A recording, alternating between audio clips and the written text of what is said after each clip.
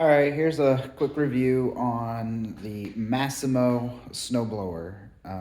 When you look online, there's nobody giving reviews on this thing on YouTube. So here we go. Went ahead and purchased one. Primarily, you'll find these online to order and have them drop shipped. They're actually very reasonably priced, especially this time of year. I've got had 2 feet of snow a couple weeks ago, have another few inches out there, and I just gave it a shot today.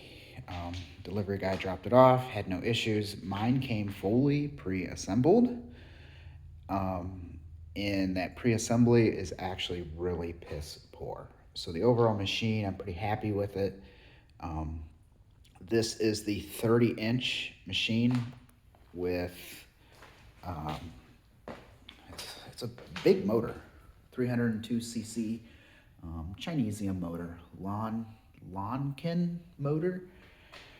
Um, Something that makes this one stand out is it actually comes with heated grips. It's got a 300 cc motor.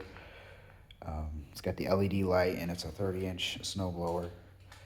Um, it's what I can tell. This is actually completely built in China, and somebody's importing them in. If you look at Massimo, I don't even believe that they're being designed in the U.S. It's rather just Massimo is an importing company that is selecting a product, labeling it as such, and then importing as much as they can, and then just drop shipping them to customers. As opposed to, say, like the Aaron's, you can get it as true Aaron's snowblower, and then they have, what do they call it, the black ones? They're Snow Tech by Aaron's. Those are going to be more of a US based machine, but built in China, and imported by Aaron's. This is kind of the opposite of that.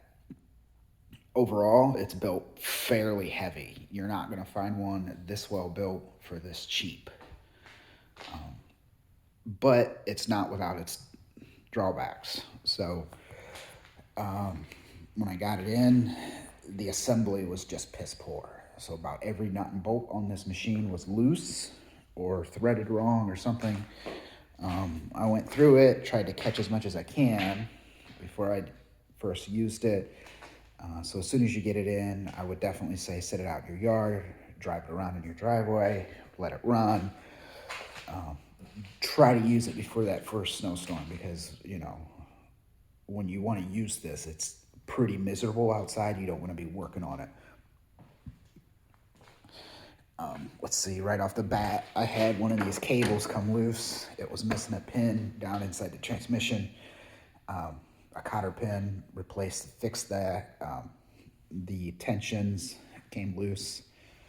And then, I mean, this is common with anything imported that the Chinese is putting together. They don't tighten stuff, and they use zero Loctite on anything. So go ahead and go over it with a good wrench, and you should be pretty happy. That motor, it starts a tad bit harder than I would like it. It does have throttle. They all the way over on the throttle is off. You push it over, they have it set, I'm assuming, to 3,000 RPM or so. It's got fuel shutoff. It's got choke, a real choke lever, not just a primer ball, but it does have a primer. Let's see, what else do you need to know? Oh, the crank. I haven't figured out how to tighten this up. So this is loose and flimsy, and when you're blowing snow, and let's say you have it cranked all the way over, it just takes a few seconds for it to vibrate over, and it'll start moving. Kind of minor. Let's see, what else? Yeah, it starts kind of hard. I had to pull it quite a few times. Then again, that may get better, or it literally needs a carburetor already. With any of these motors these days, you have to stay on the fuel. Our ethanol, our fuel these days is absolutely horrible on these things. It's not really the fault of the engine or the design of the engine. It's just the fact that today's fuel draws moisture out of the air and just corrodes and gums up these carbs. Easiest way to fix that is just buy a new carb. I think I've got all the bugs worked out of it. I've only ran it probably 45 minutes to an hour at this point. The heated grips are nice. And again, overall, it's a nice machine once you get the bugs worked out. I really hope I can find parts for it in the future if I need them. Typically, you can find these parts, but again, this is the first one I've had, first piece of equipment I've had that is probably fully designed, manufactured overseas, whether it be China, Asia, wherever. I hope I can get parts for it if I need them. Really, the only parts that I would have to maybe have trouble finding is that carburetor. So I might try to source one now. So in 5 to 7 years, if the parts dry up for these, I'll at least have 1 or 2 carburetors. And a carburetor is only like $15 and easy to put on. So overall, once you get it adjusted and set up, get the bugs worked out of it, it's a decent machine for the price. These are running, I've seen them, I think TSC actually was selling this 30-inch for around $1,000. You can buy them for about $800 online.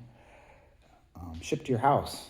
I mean, that's opposed to, if you look at a competitor's 30-inch, you're looking at a $1,200 machine with a smaller motor on it. Most of them in this size you're going to see with a 250 cc motor. One more thing. That is very quiet. So the last machine I had was a smaller 24 with like a 200 cc motor, and it was ungodly loud for as little as it was. This one's actually fairly quiet.